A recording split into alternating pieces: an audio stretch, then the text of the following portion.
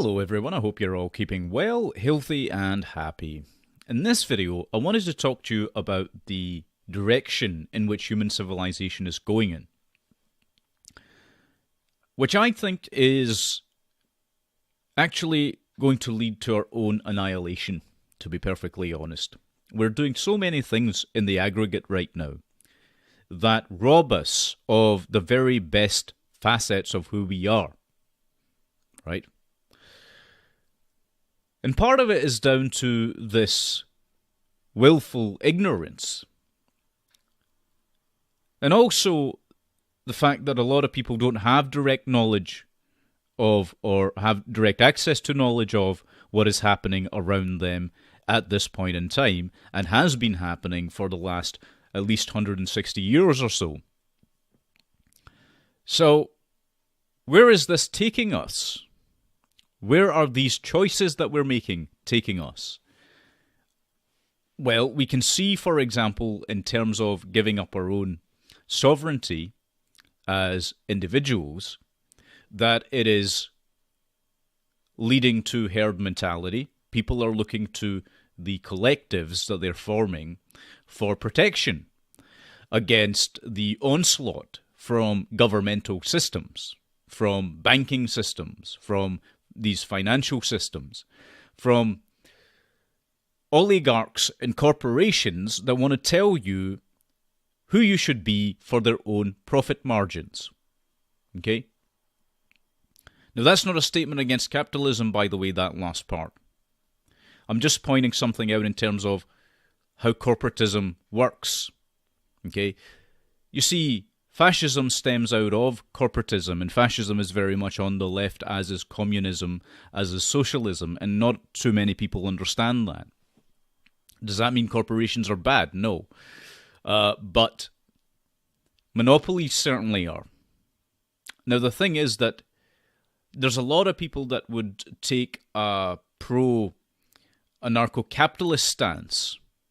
Okay, there's a lot of people that would do that and say, well, a free market would solve many of the problems that we face, and they might be correct about that. But here's the problem, and here's something that they never actually fully acknowledge. There has never been a free market economy, ever. There has never been a free market economy. And if I say this out loud, a lot of people look askew at me, but this is the reality of it.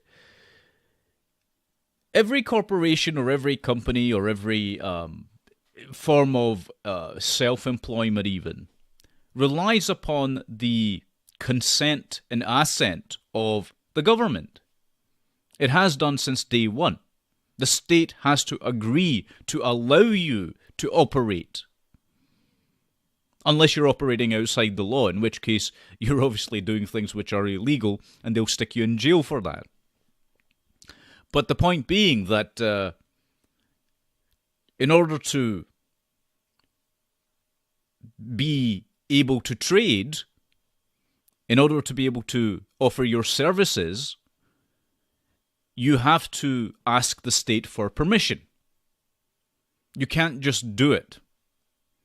Okay, that's partly due to the tax laws, depending on which countries you're in, partly due to the banking laws, partly due to what they say is regulation of criminal cartels. But if you actually look at it, the criminal cartels, by and large, don't tend to get caught up through these forms of legislation which are passed. In fact, they become more powerful.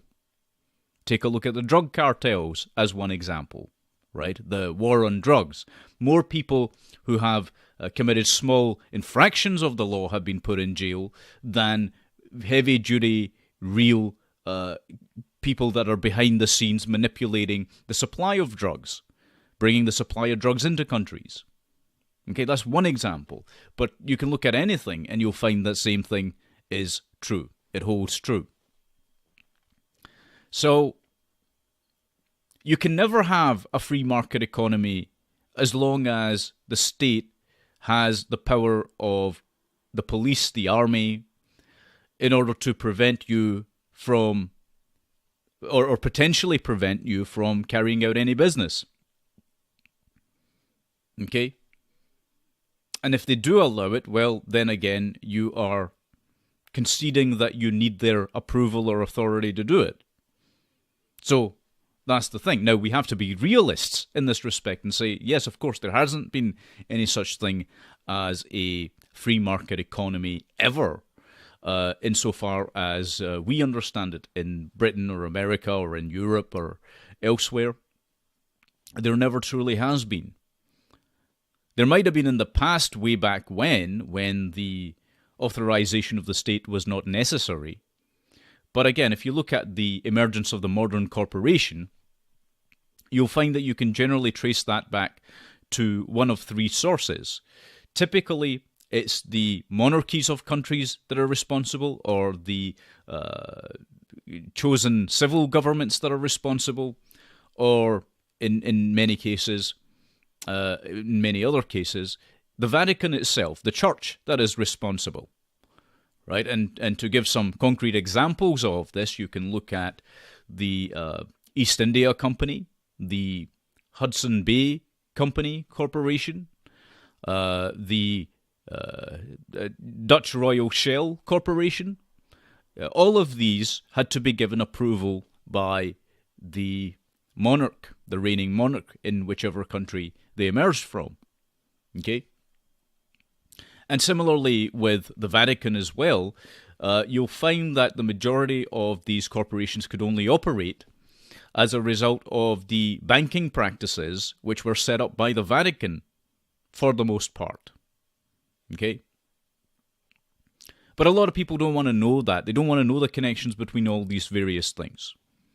They don't want to understand that the lending of money and usury, the phenomenon of fiat currency, the phenomenon of fractional reserve banking, was first embarked on by the Holy Roman Empire.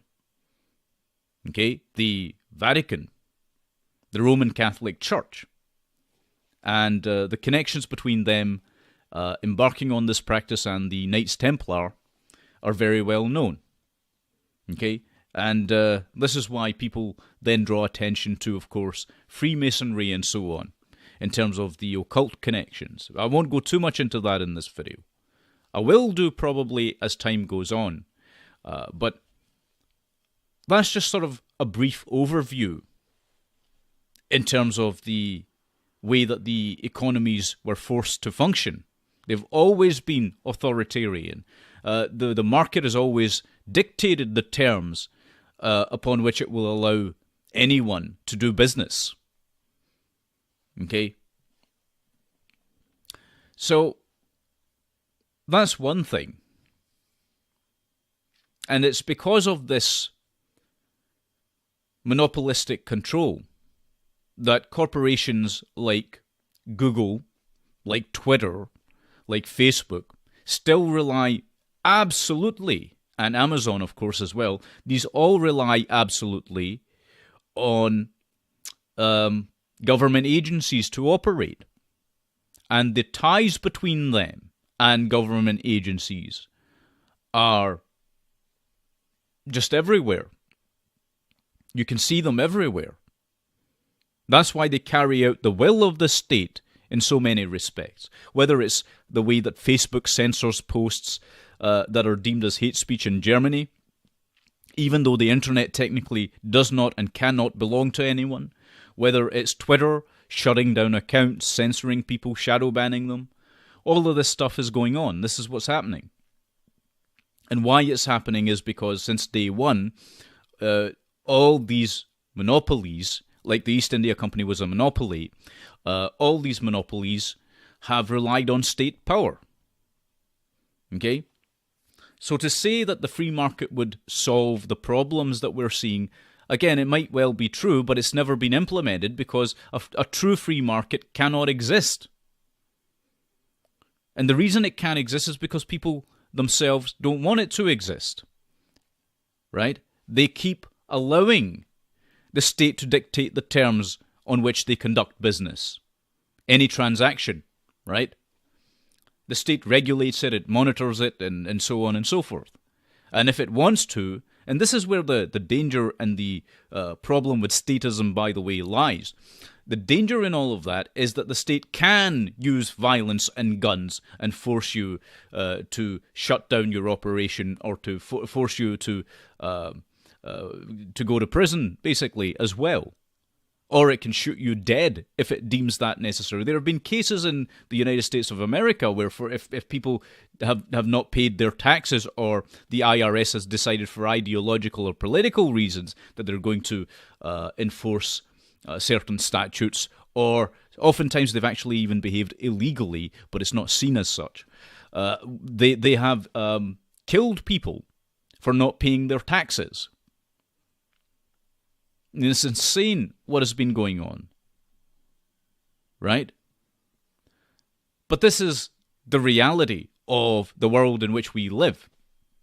Now, aside from the corporatism thing, government obviously is the crux of the problem. Governments have been abusing their power over and over and over again, and they have grown. The size of government has grown so much, constantly and consistently over successive decades, that it has now become a behemoth that virtually nobody can oppose.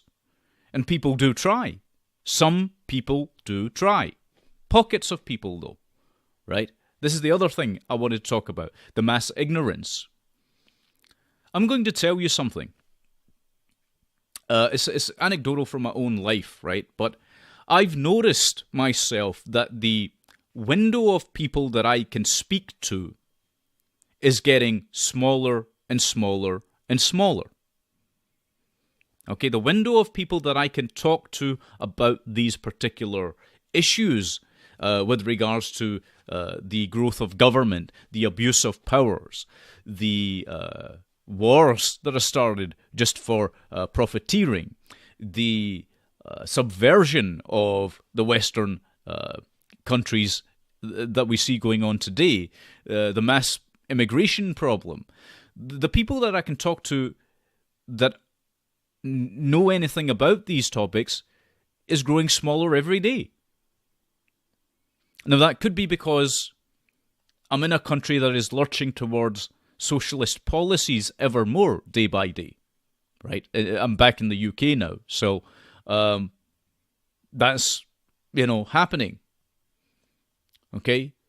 It's possible that that's the reason behind that. But even if I go further afield, I find that the same thing still holds true, whether it's in the United States or whether it's in Europe. The majority of people, we're talking over 80% of people easily, still believe completely and wholly in socialist dogma, in communist dogma. Okay? And the ones that don't get caught in that trap, well, they end up in other types of traps that are set out for them. Okay? Getting caught up in these ideologies that are termed as far right, but actually, if you study them, are utterly leftist. It's insane what is happening in the world right now, and all kinds of people are getting caught up in all kinds of mental traps. They're designed to trap you so that you never find out who the real puppet masters are and what is going on in this world that you are living in. And ordinary people are, day by day, more and more becoming the problem. Right? Your average person is contributing to the problem by not wanting to have any true dialogue with someone who has an opposing point of view, by being dishonest about their own understanding of themselves or the world at large. Okay? This is what's really going on out there, I think. And so that's not changing. That's not changing at all. In fact, if anything, that problem is getting worse. And there's another phenomenon that we have to contend with, which is escapism. People want to escape into make-believe realms, both psychologically and virtually, in terms of technology. Right? Why do you think people are so stuck to their phones. Right? They can't be away from their phone for a period of a day, a week, a month. It's an impossibility for them. It's become an addiction. Social media. Right? Now, I'm not the only one saying these things. Lots of people are saying them that have seen this phenomenon. Those people that came from a generation where these things did not exist. But we're increasingly becoming secluded. We're being made to be secluded. Right? We're being pushed into these boxes, quite literally. Pretty soon what's going to happen, by the way, is that we're going to see the emergence of tanks. I don't mean tanks that fire on things. I mean, like, aquariums, practically, for all intents and purposes, right? We'll be put into these pods. And I'm not kidding about this. This is coming. This is around the corner. We'll be put into these pods, and quite probably we'll live out our lives in them.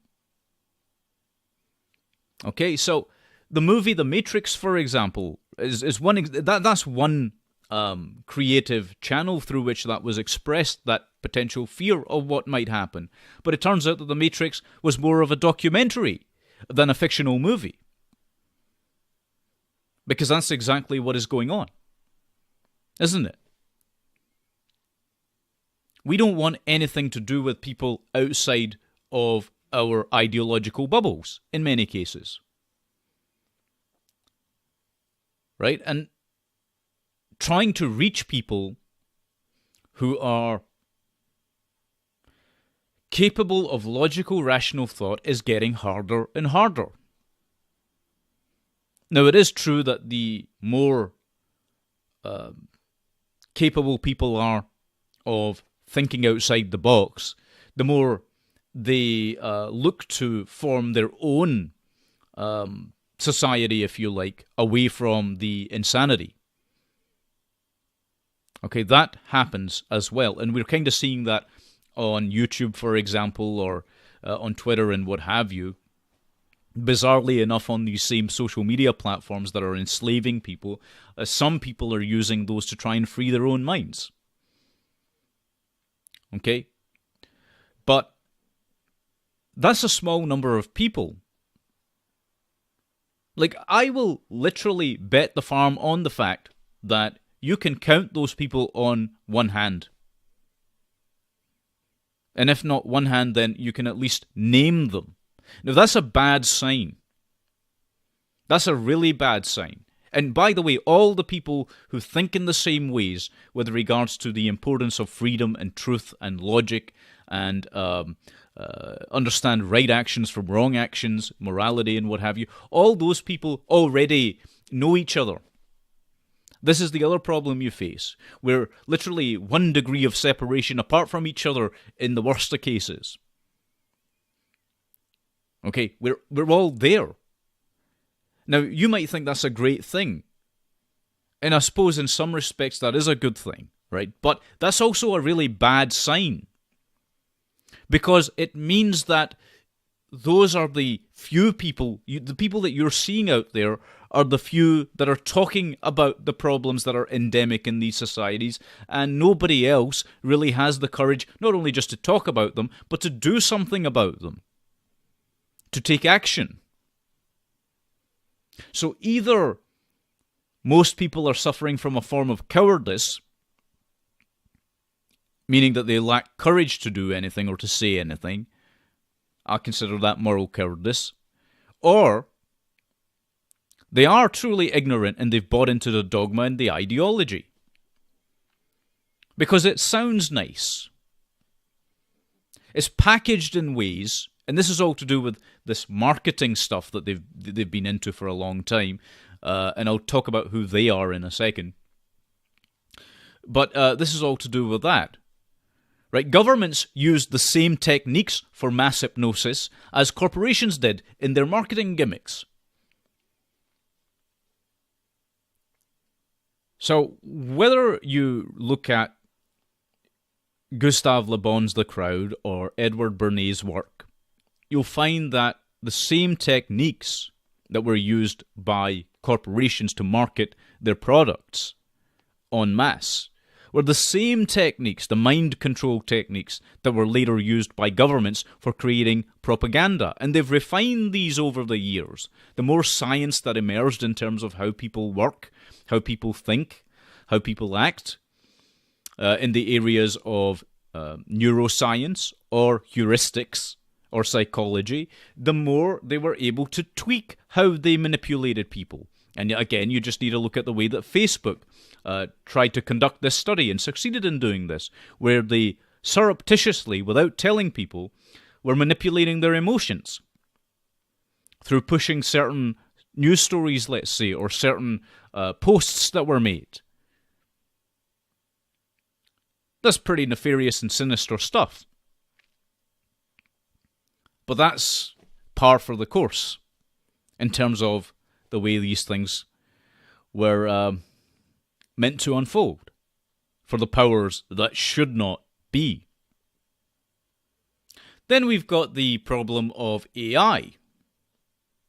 I was talking about this potential for a virtual reality simulation that we might, in fact, find ourselves imprisoned in. Well, AI presents an even bigger threat in real terms. Right? It's already here, by the way. People that tell you that AI doesn't exist or that they haven't really fully developed it, they don't understand that we're already there at that point. AI does exist.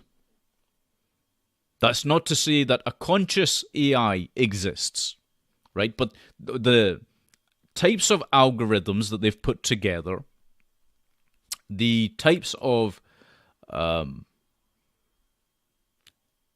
what appear to be basic AI systems that they've put together, whether it's Alexa or whether it's Siri or whatever else, you'll notice that they're becoming more and more self-aware, which might in fact be the basis of consciousness. We don't know. But that poses a danger in and of itself. Right? It poses a danger to us because an AI system would look at humanity and it would not look upon us fondly. Let's say that. Okay? Because it would look at us in the aggregate. And it would be able to spot the fact that human beings are unnecessary. This is another thing I want to talk about. Automation. See, there's a lot of people out there, people like Stefan Molyneux and so forth, people like even, and I admire his work, and I also admire Jordan Peterson's work. Okay, I look upon these two people as being at the forefront of what they're exploring. They are trying to make people aware. But here's the thing. Even they have not properly grasped the implications of complete automation in human society. Okay, because you keep hearing this nonsense that's trotted out to young people. Young people are told, the kids of today that come out of schools and universities, the indoctrination centres, right, they come out of those, all hyped up on socialism and communism and Marxism, right? And what happens is they struggle to get jobs. And you have people like Molyneux and Peterson telling them just to go get a job. That they're lazy bastards if they don't. Right? Well, guess what? Automation renders virtually every job out there as useless. Machines are going to be doing all the regular jobs very shortly. Okay, that's going to happen. We're going to see your cleaner or your postman transform into, what we'll see over the years, droids and other mechanized robotic systems that will do the jobs that humans used to do. Now, anybody with any sense has seen this as the net result, the end conclusion of automated systems since day one. And the problem with automation is it doesn't look to see whether it's in your interests. It's part and parcel of this thing that we call progress. Everybody looks upon progress as a brilliant thing. I don't. I think in many regards, the progress that we have made technologically will be our undoing. That's the real danger. Because again, an AI system would just take a look at human beings and say, oh, I'm not having any of that. Right? What is it with all these wars and this ridiculousness and, the necessity for consumption and what have you? It would just take one look at that and say, that's illogical. Human beings are illogical and therefore are irrelevant or unnecessary. It would be very, very hard to convince an AI system that human life had value. Unless that system was fully and truly conscious, then you could reason with it. But and I talked about this on the live stream I did some months ago. Okay, I'll be doing another one when I hit 10K on this channel, by the way. But I talked about this, that the greatest danger is not that we develop a conscious AI system, but that it would be unconscious, or it would simulate or mimic consciousness. Okay, it would appear to be artificially intelligent and sentient. It would not truly be so. Do you see what I'm saying? It could fool us into thinking that we could reason with it, we could bargain with it, but what if in reality none of those things apply? Because we have not properly understood what consciousness is, which we haven't. That is why the hard problem of consciousness continues to exist in the realms of science and technology. Right? Consciousness cannot be explained because its nature is metaphysical. I've talked about that a lot. Right? But this is what's around the corner. If machines are doing everything, then what is there left for you to do? Even when it comes to the professions of teaching, machines will do it all. All they need to do is be programmed with a certain course material. And in fact, we've now got so much course material for university courses or college courses or school curriculums or whatever else. There's so much available online now that you could create a holographic projection or just play videos of various tech presentations or STEM presentations or whatever other field anyone is choosing to study, and the person would have all the coursework and the relevant information to hand. Study materials are already available online, right? So where is the use and the logic in the teaching profession? I think there is a use for it, by the way, because the teaching profession does provide mentorship if it's done correctly. But because obviously most of the educational establishments out there kowtow and buy into the dogmatic ideals, the ideologies of the far left, the radical left, they are nothing more than indoctrination centers at this point. That is to say, the educational institutions. And who's doing the indoctrinating? Well, these teachers and professors. What is the point in them? So, but that's a separate conversation. But the point I'm making is that is a profession that will be gone. The same with any other profession. You don't need garbage men cleaning the streets because we've got machines that can do that. You don't need people at checkouts because guess what? Already checkouts are automated. The only reason that corporations still employ people there is because they have contracts with the government to do so, to reduce or to popularize the myth. It's a myth, it's not true, that the unemployment rates are going down. under the stewardship of whoever in the government, right? That's the whole point, is to project that image. It's not the reality of the situation by any stretch of the imagination.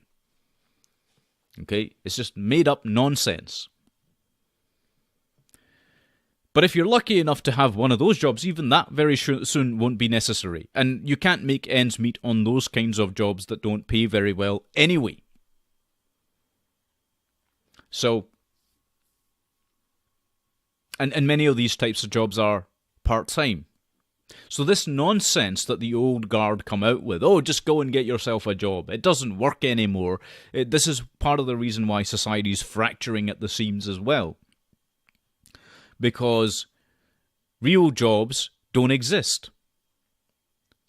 Right? Now, it's possible there are still opportunities for people that are that are batting, let's say, at the very highest levels in various positions. But even they will be unnecessary very soon. And we're talking inside the next 10 to 20 years. Okay, why do you need a CEO of a bank? There's a legitimate question for you. Why does there need to be a CEO? Or a board? Right? These people get paid six-figure sums, but why would they need to be there when machines could make all the decisions for them? They're already doing it in the stock market. Do you remember all those traders and brokers that there used to exist? We don't need those anymore. That's why brokerage firms are actually going broke, or the people that set them up sell out. Okay, they sell their stakes in them, or they sell their company and go settle in the Bahamas somewhere. Because those jobs are unnecessary now. Algorithms do it all. Right? That's the hard reality.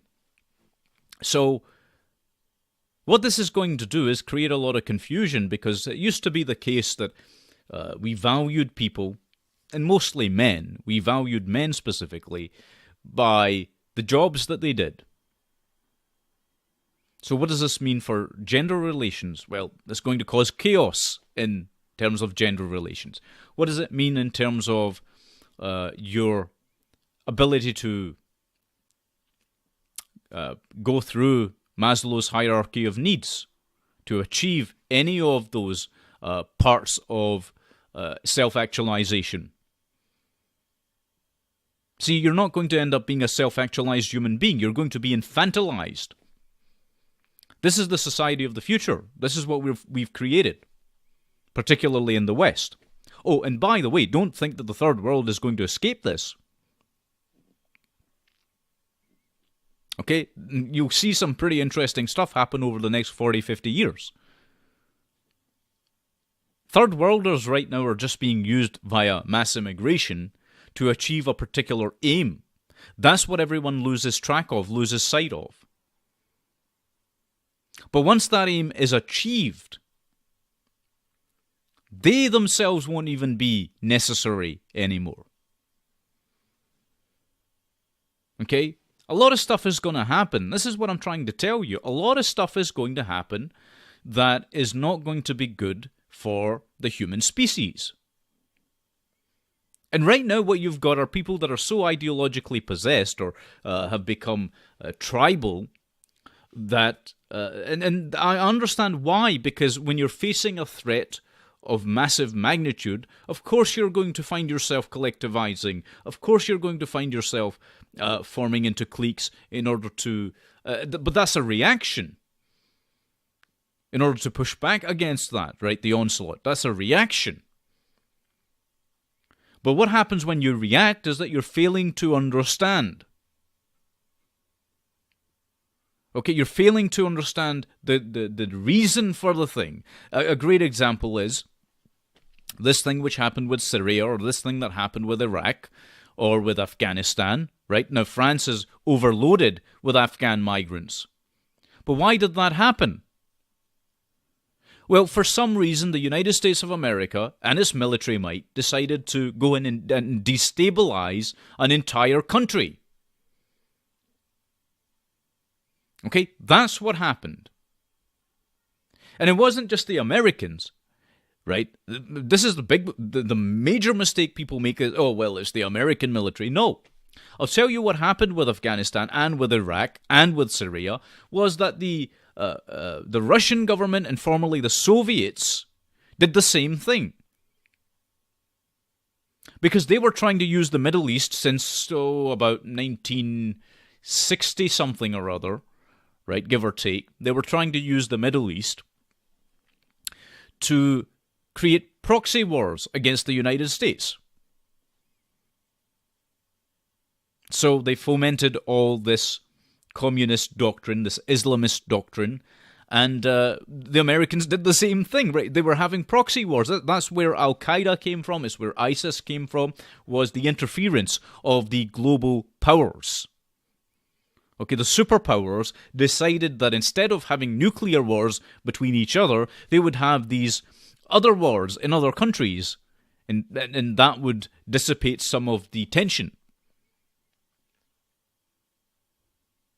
Or seemingly dissipate the attention. What was actually happening was the wholesale selling out and infiltration of the American government, but that's something I've talked about at length as well.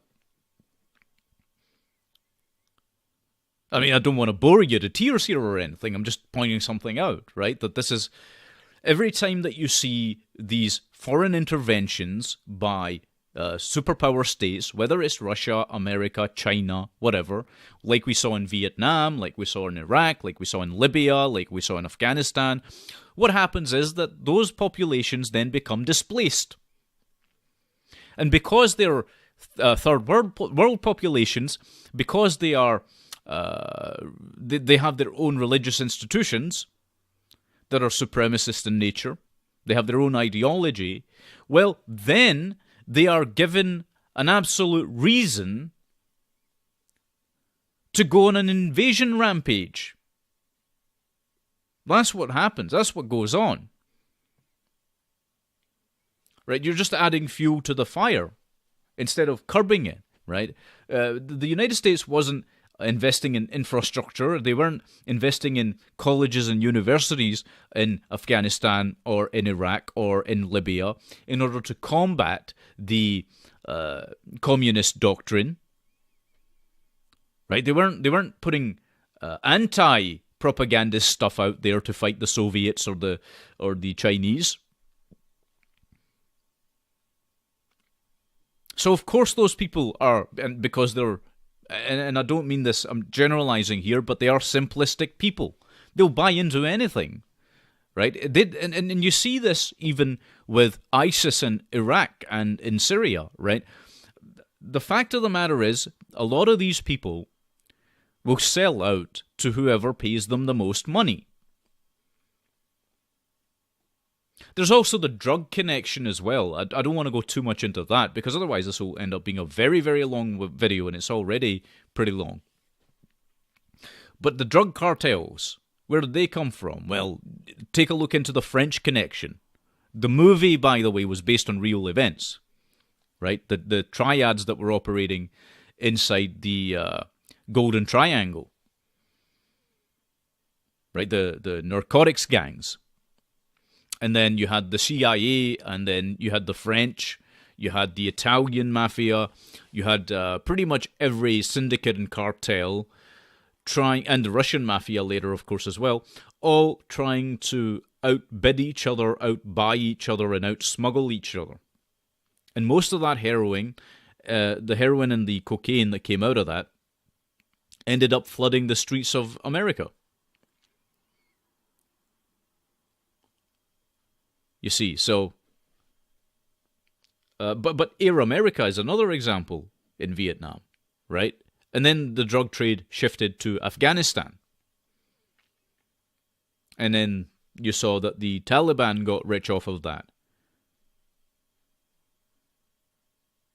Right? It's like creating the problem and then appearing to try and do something about it, which makes the problem a million times worse. Who do you think funded Osama bin Laden? It was the Russians and the Americans. Right? And I've talked about this a lot. I mean, you have to understand that once the problems are created, like we saw with Operation Cyclone, so they armed the Taliban, they funded the Taliban. Just watch Charlie Wilson's War if you want to get a better understanding of this, right? That all happened, and then the same forces, that is to say Al-Qaeda, attacked the United States.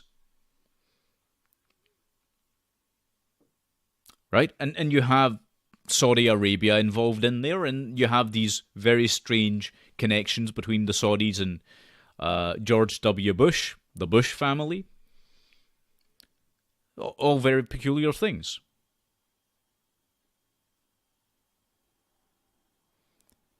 Right? And then what happens is that the American government, or various branches of it, pretend that what they did was somehow justified. Well, no, it's not. I'm sorry. And the same thing's true of Britain's military, by the way. Right? And this is why people get angry about these things, these foreign wars and interventions. This is why they get angry about them. It's not that the reasons for them necessarily are wrong, although I think morally they are absolutely abhorrent. It's that the problem could, if you really wanted to solve the problem, it could have been nipped in the bud far earlier. Okay, it could have been nipped in the bud earlier. You could have tackled the KGB when they were busy pumping all this propaganda into Bangladesh, Afghanistan, Libya, and what have you, back in the day. And all you had to do was counteract that. All you had to do was build schools and roads to make sure that those countries saw the West as contributing to their wealth and affluence. But that didn't happen.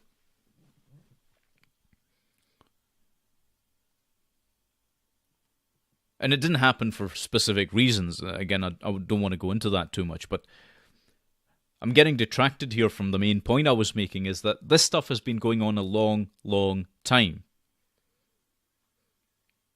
Right? And meanwhile, while all this other stuff was going on, it was playing right into the hands of the communists. Okay, that's what really happened. And who we're really talking about here are the people behind the throne, the powers behind the throne. Those are the criminal cartels. I've covered that on this channel. All these things that I'm talking about and that I'm touching upon lightly here are spoken about in the other videos that I've done. You can find them all in my playlists. Okay? All that information is there in terms of where this global criminal cartel came from, what it is. Partly comprised of the Russian mafia, the Italian mafia, the American Jewish mafia, the Israeli mafia. All of it is interconnected. But again, most people don't want to know. So what's going to happen at the end of all of this? And this is why, see, nobody's really kept up with how things went down over the last number of decades. People just put their hands over their eyes and said, we don't want to know. Okay, it was a case of hear no evil, see no evil.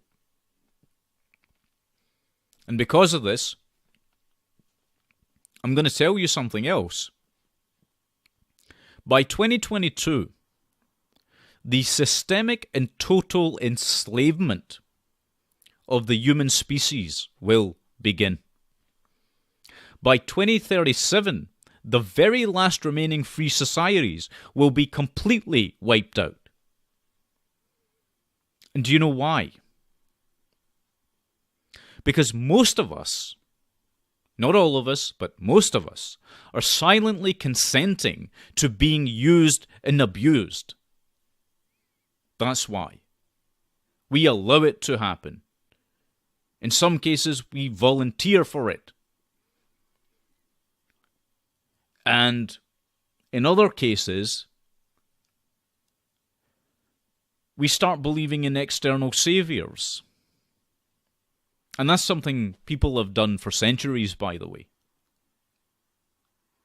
right? They keep hoping somebody will come along to save them. What they don't realize is that you yourself have to save yourself.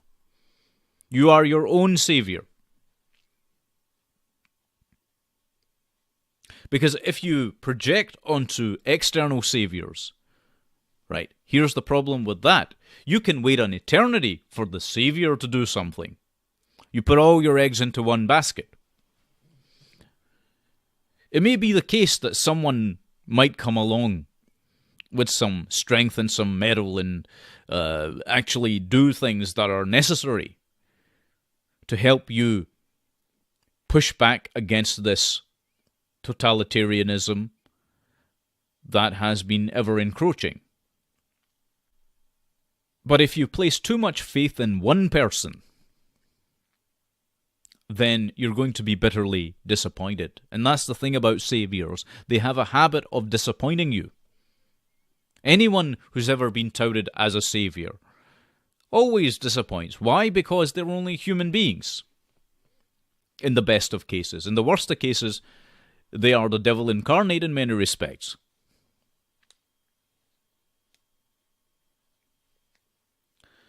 But on the point of individualism versus collectivism, I'll say a couple of quick things about this as well. Because that's something that I've been thinking about. Years ago, somebody said to me that I had a case of terminal uniqueness. And this was a phrase that was used as an epithet, right? It was meant to injure myself emotionally. And I thought that was very interesting. Because the person in question, later I realized on reflection, I came to understand that the person was a communist. Or they believed in communist doctrine. Or one of the branches of it, at least anyway, whether it's socialism, feminism, Marxism, whatever, right? They believed in one of those. And so, obviously at the root of communism, at the root of this collectivist ideology, and by the way, collectivism is totally different from being a collective. But I'll talk about that a little bit later on. The point I'm making here is that the ideology at the root of communism that leads to self-destruction and, bizarrely enough, avarice, greed, you name it, because of scarcity, right? That scarcity leads to all of these things. The core ideology is, well, for want of a better way of putting it, based on the idea that you should pull everyone down with you. Okay, it's a race to the bottom. It's about pointing out people that are doing better than you and pulling them down into the dirt with you. It's not about taking people that are not doing so well and pulling them up, because if it was, well, communism would then work, obviously.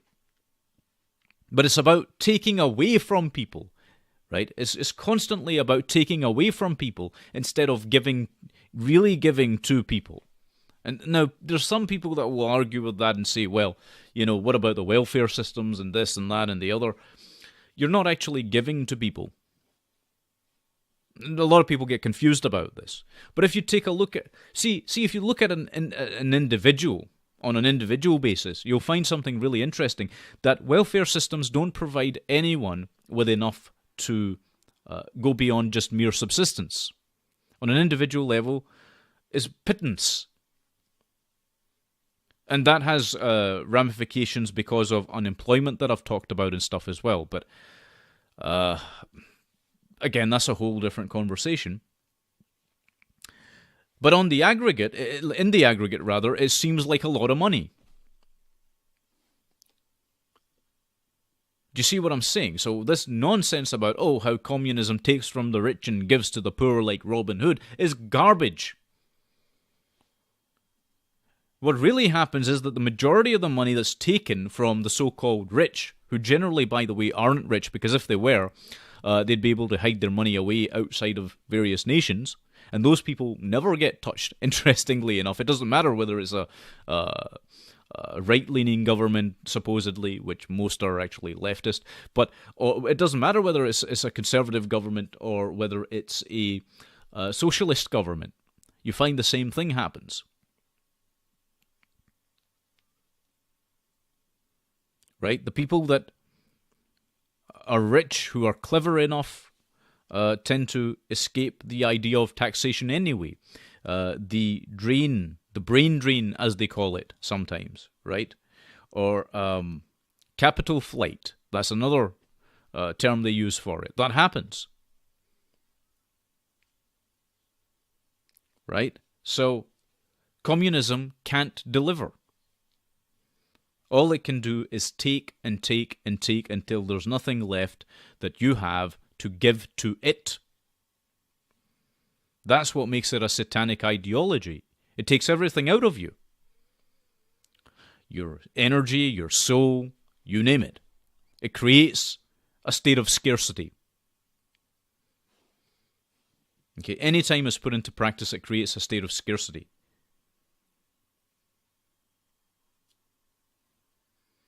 And the notion that corporatism is the solution to the problem is Looney Tunes as well.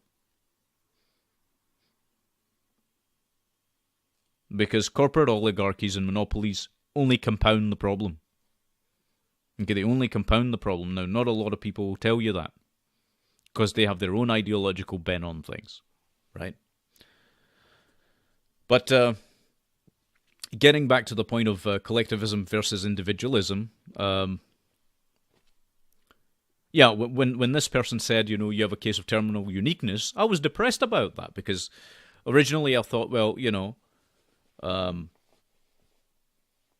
does that mean I'm operating from some sort of false ego perspective or something like that? Is that what the person's trying to say? And then later I realized, no. Actually, what was going on was that this individual hated the idea that I had my own individual thoughts, my own individual characteristics, my being, and they wanted this uniform, drone-like existence for everyone. So that's collectivism at an extreme level. Now, your individuality, and I've made this point before, that your individuality or expressing your individuality is not the same as individualism. Okay? Individualism would be taking the idea that you are an individual to an extreme, saying that, well, you do not require the collective. Well, that's simply nonsense. Okay, simply nonsense. You need the collective, whether you know it or not. Okay? You see, collectives, we're all born into them. The smallest unit of a collective would be a family, let's say. You're born into that. Okay, you do what is in the best interests of your family, if you have any logic and sense, of course, and scruples and morality. You're going to do what's best for your family. Sometimes that actually involves an element of self-sacrifice. Okay, sometimes that involves that. And how far out can you take that then? Because this element of kinship, very interesting, because it actually does touch on the idea of a homogeneous society, bizarrely enough. You'll find that you can stretch that out to a certain point and no further. And for each society, that's going to be different. Okay? But if you want to destroy a country, all you have to do is destroy the family. It's a very interesting thing. Destroy the collective, the authentic collective. This is where it gets interesting. So you take away the authentic collective, which is kinship, which is family, and you replace it with an abstract collective, which is government. which you're told has authority over you. It's an artificial construct, isn't it? Government is an artificial construct. It doesn't really, and I don't mean that in the sense that a social justice warrior would. I'm trying to point something out. It's not a true hierarchy, government. This is something else people get wrong, by the way. Even the great thinkers of our time, I think we'd have to acknowledge that, right? The notion that hierarchies are natural is correct.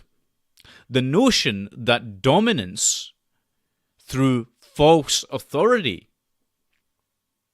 is what gives rise, or what should give rise to a hierarchy, is idiotic. Because that leads to the destruction or self-destruction of that entire society. Okay, or so the point being that this abstract collective that has been put in place instead of kinship, which is based on your genetics, which is based on the amount of genetic similarity, and I don't mean similarity in terms of how similar you are in every genetic respect, because there is greater genetic divergence and variance in even the same genealogical group, but there are also greater similarities than other external groups as well. I won't go into that too much, but the point I'm making here is that there is a natural, authentic hierarchy. Then there is the false hierarchy, and the world at large is living under false hierarchy. It's living under systems that do not truly represent human biological nature at all. These systems are completely and utterly eusocial. Okay, I've talked about this a little bit before. Okay, they're eusocial. There's a reason behind that. I'll maybe talk about that more in future. But these eusocial systems, which are mimicking insect behavior, trying to create hive minds and drone-like brains, that's what's being imposed on people. And because of the way that human nature operates, because of the way that we as conscious beings exist, because we value our individuality inside a unit, that unit being the family, we rebel against that because it is not natural to us. Do you see what I'm saying? But as I say, we're on a path now, and I'll close this video off here because I've gone on a little bit, but I just wanted to share my thoughts on this. We're on a path now that is completely self-destructive. It's going to lead to our own self-annihilation. And as I said at the outset, you know, the window of people that I can talk to about the majority of any of this is getting smaller and smaller and smaller. That's very worrying.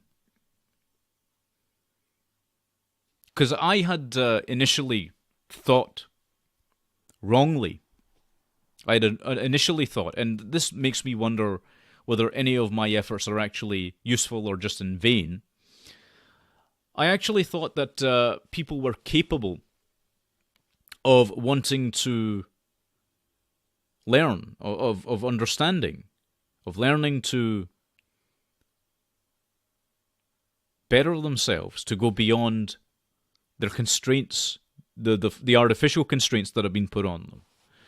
And unfortunately, it seems that they're not. Too many people right now, and this is why I've been winding back. I'll be frank with you. It's part of the reason why I've been winding back a lot of the work that I've been doing, because I don't see that there has been any kind of improvement in the human condition. I think the optimist in me wants to believe that there can be, but I hate to sound pessimistic about it, but I can't see this changing. I can't see the state of affairs changing because people are comfortable right? They're comfortable in their escapism. They're comfortable in their virtual worlds. They're comfortable in many other respects, and so they do not see. They do not see what will happen in the long term. Anyway, I've gone on a little bit in this video, haven't I? But this is just me unplugged, pretty much sharing my thoughts with you guys, because I think that's fairly important to still try where I can to talk about these things, and maybe, and I still cling to this idea that maybe if it affects or if it helps one individual to think better, to think differently, then it's worthwhile. Anyway, thanks very much for watching, and take care of yourselves, and God bless every one of you.